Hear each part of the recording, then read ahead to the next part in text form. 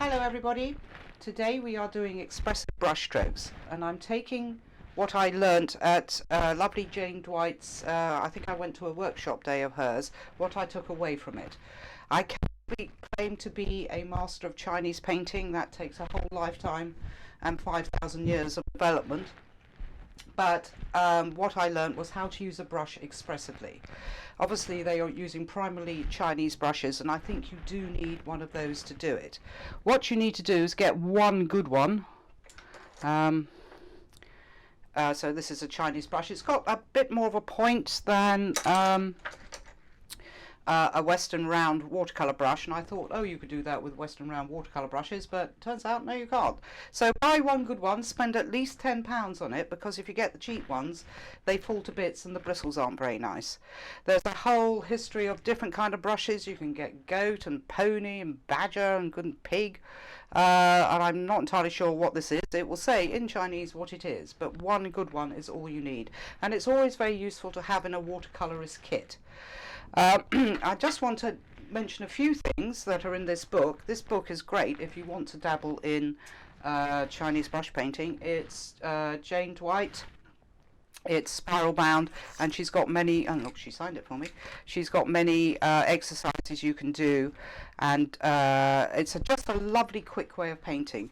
And I think the reason why it appeals to me is you cannot fiddle. You cannot fiddle with Chinese painting, otherwise you spoil the chi. And I will get onto that, why that is, in a minute. So you can often get lovely elaborate boxes containing generally these elements. So you have a block of ink which you're supposed to grind on your grinding stone or have your servants do it, your four basic colours. This is a little scoop to put water in your painting vessel. And they will often give you a seal as well, so you get this kind of onyx seal and some wax, so hence this is Jane's seal. Sadly Jane died last year. I don't know if anybody knew her, but she was a lovely lady and very inspiring to a lot of people. She spent a long time in Hong Kong, and this is where she learnt how to do Chinese brush painting. So you can get books like this. If it appeals to you, run with it, because it is a lovely fresh way of painting. There's a certain zen-like quality to it, obviously very similar to Japanese painting as well, which is called sumi, but it's just the quickness of the stroke and not flogging a watercolor to death. You can use Western watercolors obviously with it. Chinese watercolors I think are a bit goopy, and I've seen several people around with this nice set of very bright Chinese watercolors, about, I don't know, about 36 of them I think. But they are a bit, it's kind of can be a cross between gouache and watercolors, but I'm going to use primarily ink today, because what we're going to do is actually practice our brush strokes.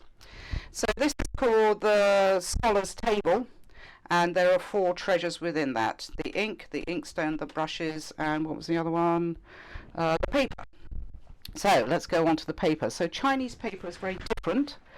It's got, it's very thin, and there are various different types. So here's some Chinese paper, and it's really, really thin. It's quite absorbent as well. So there are various kinds, of which I can't remember. I think this must be rice paper, and that's the same as that one, and this is bamboo paper. So you can see how thin they are. And what they do is they do their beautiful painting in one go, because you can't fiddle with this. And if you fiddle with it, you spoil the chi, the life force. And then once you've done your beautiful painting, that is then mounted on something else and framed, and they can paint on silk and all sorts of other things, mulberry paper and all sorts of other things. And there are 4 gentlemen of Chinese brush painting. Obviously their brush strokes are really important to them because of their writing, and if you get a squiggle in the wrong place, you said hedgehog instead of eunuch, I remember one example. And you can get nice workbooks like this. It will take you through the brush strokes you have to learn, and the idea is, I think you spend 20 years mastering these brush strokes, and then you can paint anything, and then you are considered a master. It takes a very long time, so it's all about developing muscle memory. And I'm going to show you a nice little exercise with bamboo. But their 4 gentlemen are, which is not so visible in this book: Orchid, bamboo, which is obviously a fantastic Chinese influence, and cherry blossom, and chrysanthemums. Although I don't know if that is a chrysanthemum. Yes, chrysanthemums. So there are various ways of painting these things, and as I say, you have to spend a lifetime mastering it before you're considered a good painter. So what we're going to do, we're going to start with bamboo, which is one of my favourite things. And there are 2 or 3 basic strokes involved with bamboo. I'm going to find my good Chinese brush. I think this is the one I like. I think this was a little bit more expensive. Sometimes you can get sort of cheap sets and people buy you the little box of treasures, but really you just want one good one.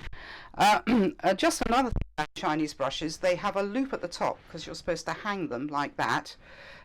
So they can dry. If you put them in a pot and dry them like this, the water goes into the ferrule here and dissolves that, and the bristles fall out. So don't do that. So I think this is my favourite brush, and I'm going to do this exercise in ink, and particularly Quink ink, because I'm going to do a little motif picture which you will get, which you can do at home, which is really easy, but you have to spend the time getting the brush strokes right. So I'm just going to have a bit of water on there and a bit of Quink ink. Quink ink black is the one to go for. So there's my little, I think that's Japanese actually, but Quink ink black, that's what you want, because it does go back down to its constituent colours sometimes and has a nice blue tinge to it. So the first thing I'm going to do with getting ready to paint bamboo is do something called the bone stroke. Now the Chinese hold their brushes like this. It's quite difficult for Westerners to get used to this, so they hold it like that quite loosely. They're generally sitting at a high table or standing up. I always paint my watercolours standing up, so I'm just going to do various bone strokes, and it's all about manipulating the brush to make different shapes. So here we are. So I've got a sort of dilute version of Quink ink there. So what you do, you press your brush down like that and you drag it up. Look, bamboo. And I'm using newsprint here, so you just want to practice and practice and practice. So this is newsprint. You can use newspaper. Avoid the colour supplements though, because it's not very absorbent. The reason why newsprint's good for practice on, it's very absorbent. So I'm going to push that down and drag it up. And I'm going to do that a lot. Push it down, drag it up. So you press, you drag, and then you press again to get the nodes of the bamboo. You press, and then press, and drag it up. I always like to do a Chinese brush lesson in a general course. Not that I can claim to be a master of Chinese brush painting, as I've said, but just to get that freedom of brushstroke. And some people just, they fall in love with it and run away and but want to do Chinese brush painting. Also very useful in painting pottery because you have to have that kind of dexterous brushwork. So I'm just going to go on doing this, and if you want to do this at home, try and do this, I don't know, for at least 10 minutes. So it does get a bit tedious, but you get used to how the brush works. So I'm using the brush on the side, as you can see, and I'm press, drag. So I'm going to go press, drag, press, drag, and I'm just going to get that ink, press, drag, press, drag. And those poor people who have been in one of my general art courses will either take to it or not, because it can be a bit frustrating, but it's a useful exercise to do just to get yourself confident with using a brush. So use the brush on the side, press, drag. And this is called the bone stroke. They always have lovely ideas about, they have lovely names for things, like the 4 gentlemen of the chest, and the 4, no, it's the 4 treasures in the scholar's table, and then it's the 4 gentlemen. So if you learn how to paint bamboo, chrysanthemum, orchid, and what's the other one? Cherry blossom, and you master those, you're considered set up to be a good painter. But it's all about learning how to use your brush fluidly and getting that muscle memory for brush strokes. Now this is one of my favourite strokes, so I'm going to go back to this bone stroke when I actually do the finished picture. But this is one of my favourite strokes because it's like a golf swing. and you're printing the brush. This is also comes in when you're sort of painting foliage on trees. You can print the brush. So what you do is, again, I'm trying to hold it loosely at the top. I think you're supposed to use your fingers differently, but I can't remember. So you press your brush down and then you flick. And these are going to be the leaves of the bamboo. You press your brush down and flick. So can you see? So I've got this sweeping action like a tennis or golf stroke. So press that brush down and flick. So you lift it off. So you press and then you lift. Hey, they could be fish. I gave it a tail. Press and flick. Press and flick. I'm going around in a circle just so I can, when I come to do my bamboo leaves, I will can do them in all directions. Whoa, that wasn't very good. So again, you kind of fill up a piece of paper, trying to do this press and flick thing. So press and flick, press and flick, press and flick. So you're lifting the brush off as you come away. And I'm going to go press and flick, press and flick, press and flick, press and flick. Can you see? So I should do that a lot. And I'm sure if a Chinese person could see me do this, they would be shuddering. But as I say, it's very good for just getting confidence in brush strokes. And it's the follow through that's the work. And again, this is quite useful. Say I was painting foliage on a tree, you can actually just use this to print leaves, as it were. I think I did it in my famous bluebell painting, so you can do it smaller just to get this idea of foliage in a tree. So you're almost printing the brush rather than thinking, oh my goodness, I've got to do a leaf like this. So you use the brush to its best advantage. And you see this little brush has got a nice point and can get some nice flicking going on. So again, you want to fill up, spend at least 10 minutes in getting this stroke right, because it's really quite difficult. But I'll just go through it again. So you press your brush down and you flick your brush up. You press your brush down and flick your brush up. Maybe if I did it like that. Press the brush down and flick it up. Press down, flick, press down, flick, press down, flick, press down, flick. And as I say, it has a certain Zen-like quality to Chinese, the painting process. And the Chinese, I think you're supposed to go into this almost Zen-like state. And of course, their calligraphy is very tied up with their art. So a person would write a beautiful poem and then put the art beside it, and they were equally important because the writing is so beautiful as well. And I did notice watching a Chinese primary school where they're teaching them to write. It's very difficult.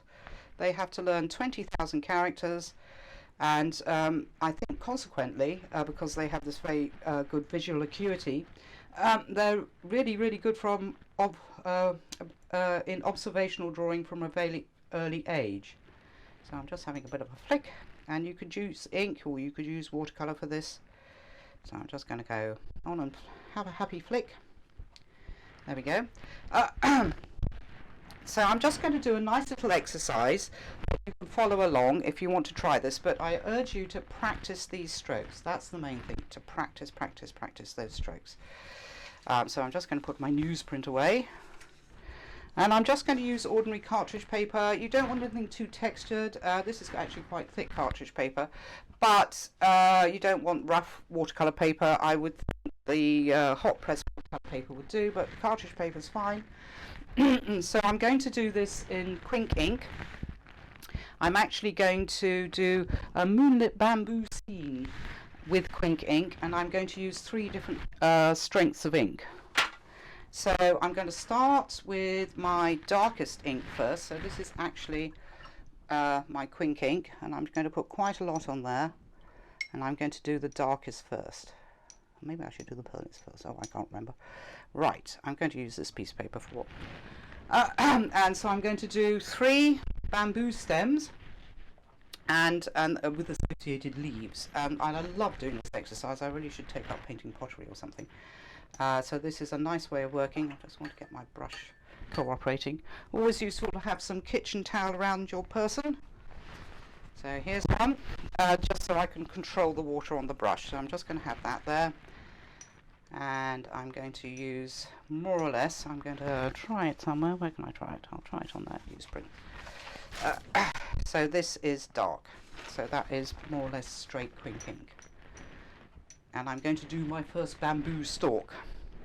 And also with Chinese painting, they like to do sort of living things the way they grow. So I want to start at the bottom, so I'm going to go like that and press up. Oh, look, apparently that's flying white, which is highly prized, as Jane White very kindly told me.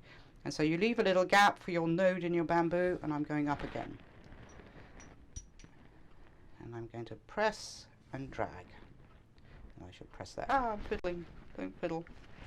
And I suppose I ought to finish this off. Press, drag.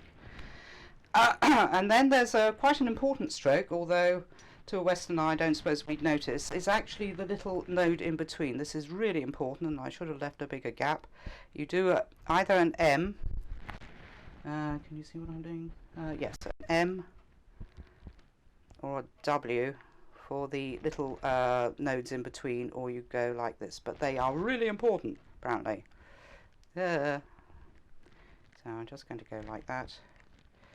And the M is when you're looking down on the bamboo, the W is when you're looking up at the bamboo, and the straighter one is when you're looking straight at the bamboo. Then I'm going to dilute this quite a lot, and I'm just going to see what colour that is. I think I want a little bit more ink in there, so I'm just going to put a little bit more ink in there, so I've hopefully got a third tone. Yeah, that's pretty much the same as the first one, so I'm just going to add a little bit more ink. Yeah, there we go. Let's use that one. So I'm just going to use this, but I don't want it too wet, so I'm going to take a little bit off. And then I'm going to do another bamboo stalk. So I'm going to start here and go up. Start here and go up. Oops, perhaps I should move my ink. Press, drag up. Oops, that's ended up a bit. That's not me not controlling the ink, and I'm fiddling. You mustn't fiddle. I think this is why this appeals to me, because you with that very thin paper you can't fiddle, but this is not so bad, and these have not ended up how I wanted. But I'm going to add some more water here, and I'm going to have a very pale stalk further away in the moonlight. So I think I might start here. One. I just want to take a little bit of ink off that. Press, drag up. And I'm going to go over this, press, drag up. Press, drag up. Oh, they've all ended up the same colour, but never mind. And then I need to put in my little M's and W's, so I better stick with the W that we're looking up at this bamboo. So it requires a steady hand. I can't put it there because it's disappeared. And it's quite nerve-wracking doing a Chinese painting for demonstration, because sometimes it just doesn't work. In fact, what I'm going to do 5, I think. I'm going to actually put a very dark one in somewhere. So I'm taking ink directly, so I'm going to start there and drag up. Start there and drag up. Start there and drag up. And I'd better do down here, start there and drag down. Oops. Oh no, it's all going horribly wrong. So I'm just going to do that one again. And put my M's and W's in. MW. As I say, these are very important. Then I want a very pale one. You should always have an odd number. That very pale. Now I'm going to add some more water to that. Okay, and then I'm going to have another one over here, which is going to be very pale, I hope. Yeah, that is paler. So I'm going to actually paint through, and I've got my flying white again, which I say is highly prized. Well, that's pretty much the same colour as the last one. Whoa! Ah, these are terrible. Okay, so we got our little bamboo grove, and now I'm going to add some leaves. So I'm going to use this pale colour, and I say just take a little bit of ink on there and do myself some little stems from which the bamboo can come off. So you want straight lines, and over here they come out of opposite, and we'll be able to see that. And so this one will be a straight line, and you can have them branching off. Maybe I'll have another one there, another one there, another one there. Yeah, let's do that. Okay, so now I'm going to do the leaves, which is, as I say, one of my favourite strokes. So you want either 1, 3 or 5. So I'm going to start here, flick, start here, flick, start here, flick. And again, these are going to run into each other, but never mind, start here, flick, press the brush, flick, press the brush, flick, and you flick by lifting the brush, as I say, like a golf swing. Just take a little bit of water off that. So I'm going to go press, flick, press, flick, press, flick, press, flick. Whoa, we're going to have 5 on that one. Press, flick. Apart from that, they should probably go downwards, but never mind. Keep going. So press, flick, press, flick, press, flick. And they have different kinds of brushes, as I say. They make them out of different materials for painting different kinds of things, which I don't know anything about, so I can't tell you. This is my favourite little one. It's in my kit all the time. It's quite resistant to becoming bent in my pencil case, so let's have a few little leaves here. Flick, flick, flick. And I probably want some here. Flick, flick, flick. So we're getting quite an easy design by very simple method, but it is all about the practice of the brush stroke. So then I want to add a little bit of ink to my wash to get a darker version. What's that like? Yeah, that'll do. And then better do something about this lot. They're all terrible. But the thing about Chinese brush painting, if it's terrible, throw it away and do another one. Yeah, oops. We'll have to say that's coming for that one. Because they should come up opposite. So that one should have one coming up here. It's very important. They're very picky about how their bamboo is constructed. And then, so I'll have one over here. And then I'm going to put some leaves on that, take a little bit of ink off, and I'm going to go press, flick, press, flick, press, flick. And again here, press, press, press. And then again here, press, flick, whoa, press, flick, press, flick. And it is, by the practice, you get the confidence to do it. Where was my other one? So that one's there. Oh, over here. So let's do that one. Whoa. And then I've got one going on here,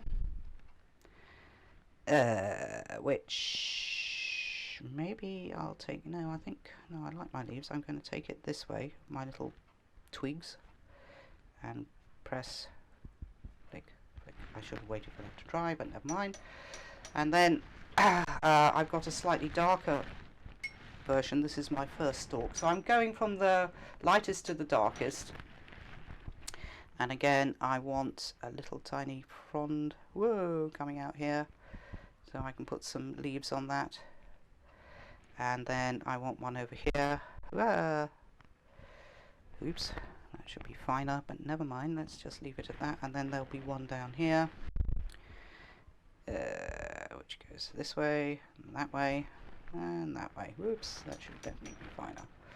Right, so I'm going to put a leaf here, one there, one there. Whoa! Ah, see?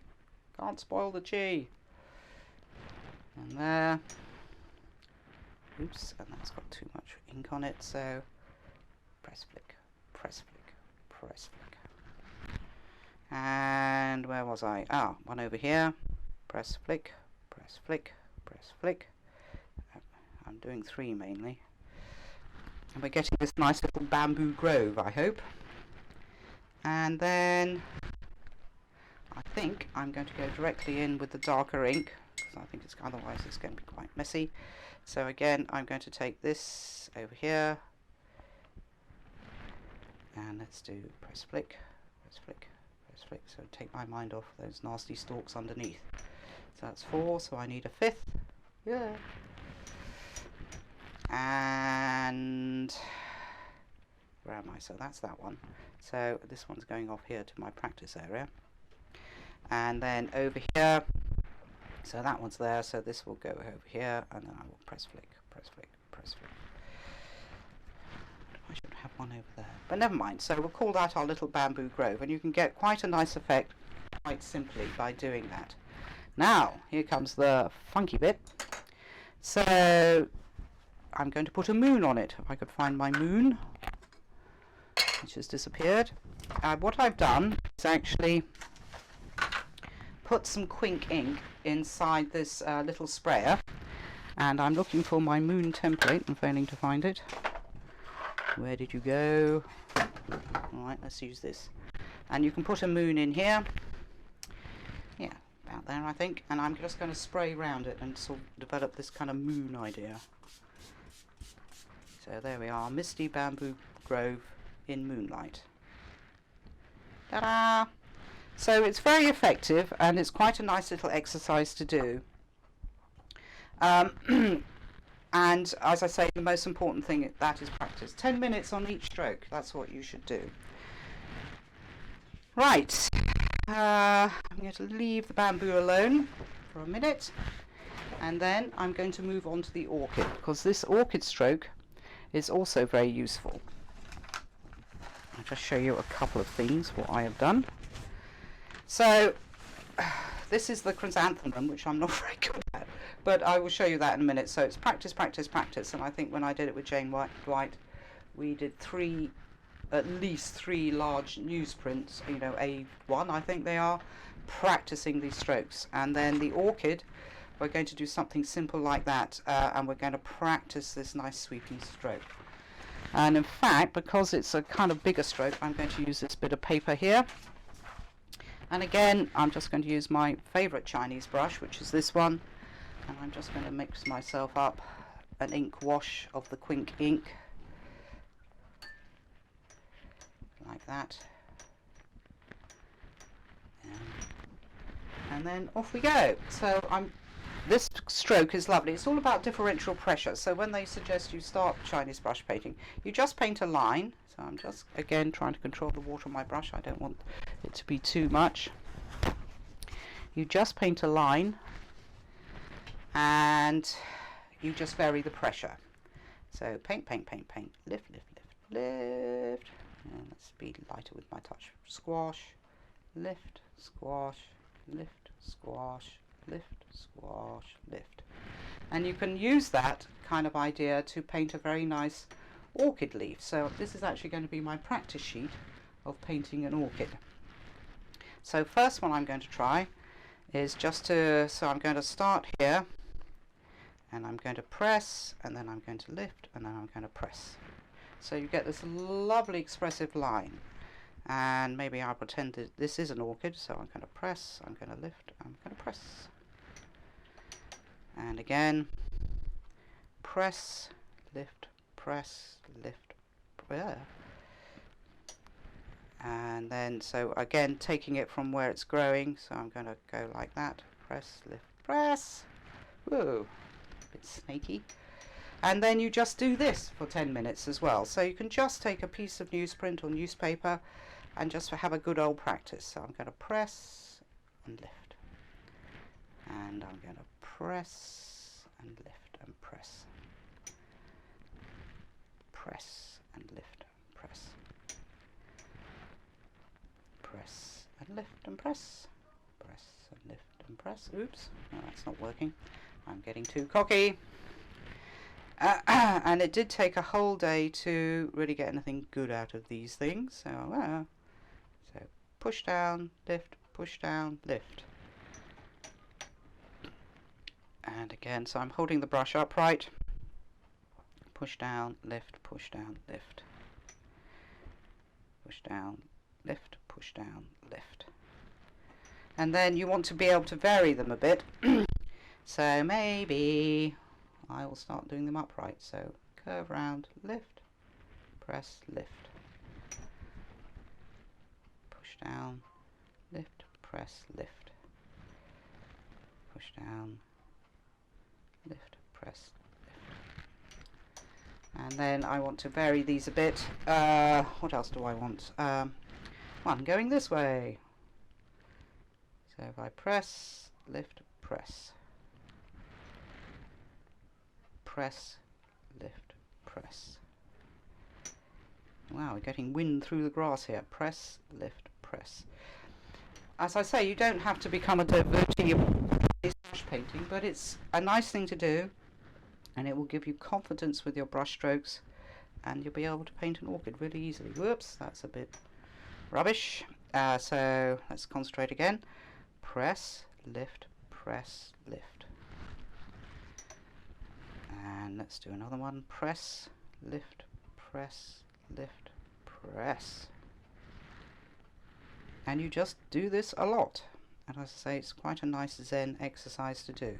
So try and get that thin and thin. So again, first thing to do is kind of press, lift, press, lift, press, lift, press. To do something like that, and then try out different variations on orchid or grass or something. So press, lift, press, lift, press, lift. Whoa, it's going a bit river-like. Obviously there are a lot of other motifs in Chinese brush painting, but just practice them. And I noticed that not only Jane Dwight, but Jean Haynes also studied in China to get this fluidity and the less is more theory of painting. So just have a nice time trying things out, and just keep going like that.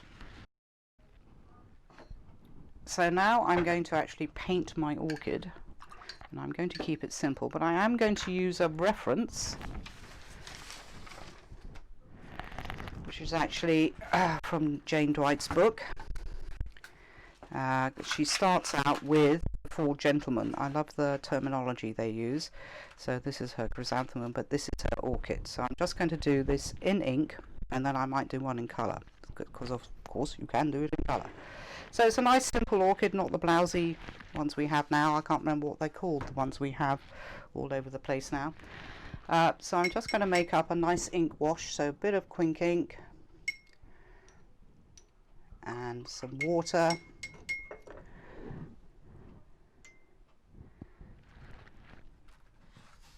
Here, and I'm just going to test it out and see what it's like. I think that will probably do. I might add a little bit more water, grab a bit of kitchen towel, because I want to be able to control the amount of ink on my brush.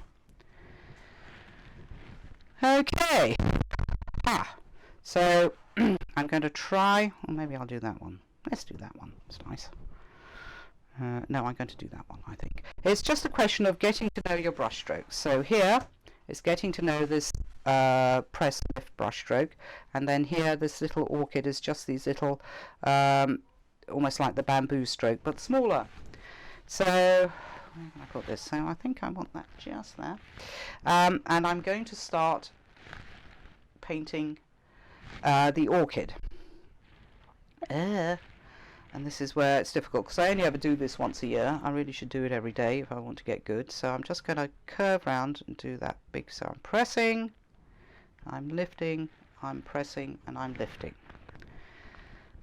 Not quite the same. And again, it all starts from where it grows. So here, I'm just going to take a little bit of ink off my brush. I'm going to have a quite thin stroke, then I'm going to press, and then I'm going to lift.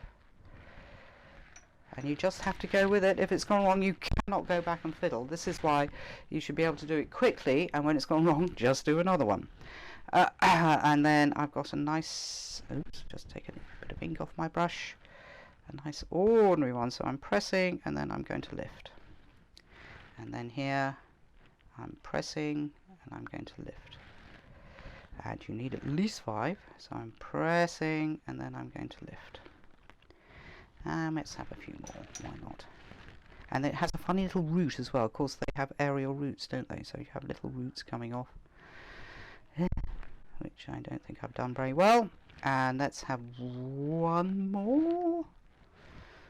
So one here, which is more or less a flick stroke, and then I want one over here, I think. Ooh, press lift. And call that our sort of orchid. These are a bit clunky, but as I say, you just have to go with it, and it's such a nice quick way of painting that you can't fiddle on. So again, I'm going to dilute this a lot, See what colour that is, nice and grey. And that's going to be my orchid. And again, you should do them how they grow. So I'm going to take a stalk from somewhere. Let's get a little bit of ink off that. Let's try, we go up. And then we're going to have a little orchid come off here. Whoa. Oh. And then again here. And then it goes like that. And it goes like that.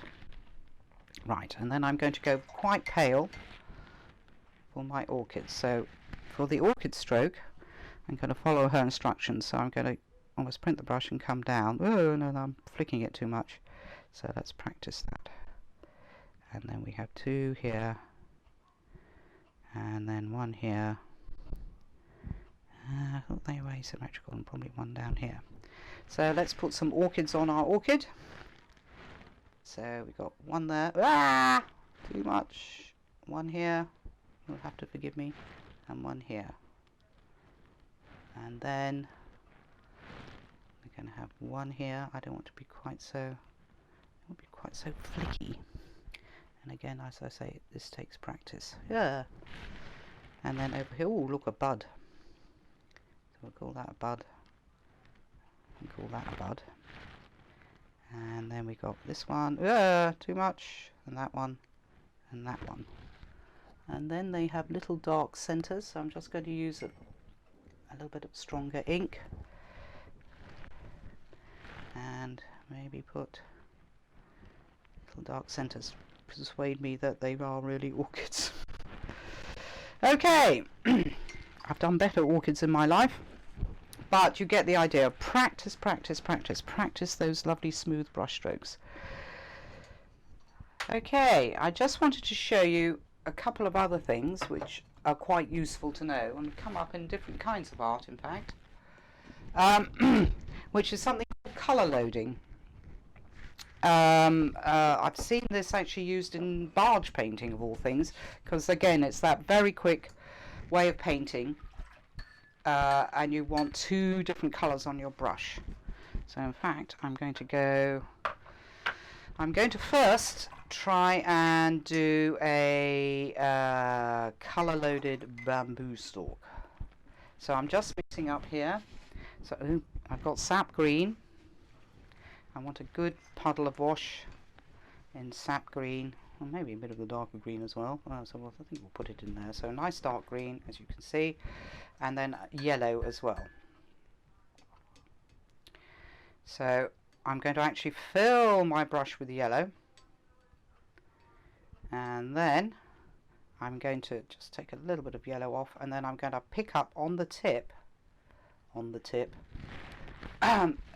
darker green, and I'm going to do a bamboo stalk. Let's have a look. Whoa. Can you see? So you're getting the, oops, I should have done it. Spoiling the chi. Let's do that again. So again, I'm going to pick up a good bit of wash,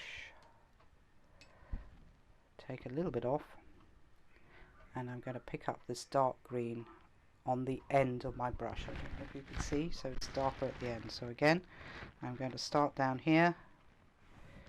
Ooh.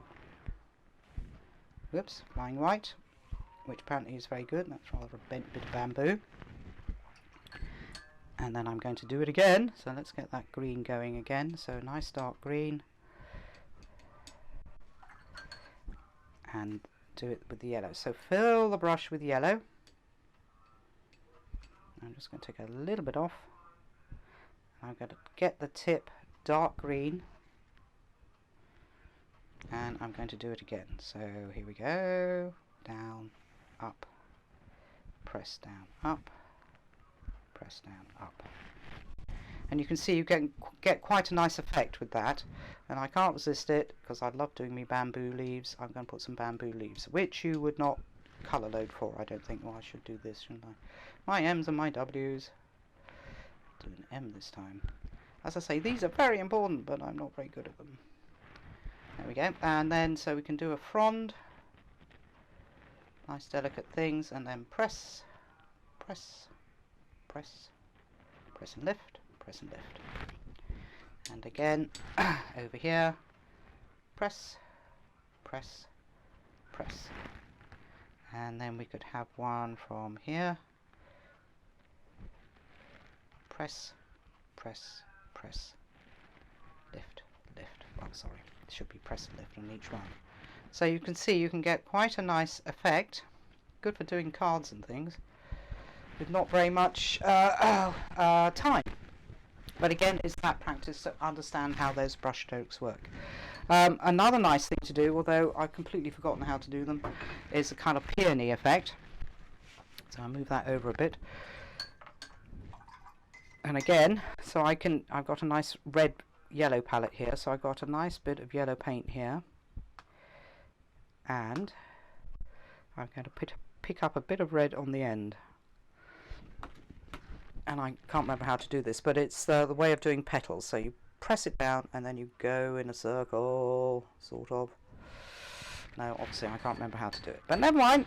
But I just want to show you the nice effects you can get with things like this. So I'm just taking a little bit off the red on the bottom, and again, so I get this nice effect. That's very startling when you use red. So again, fill the brush with yellow and red on the end.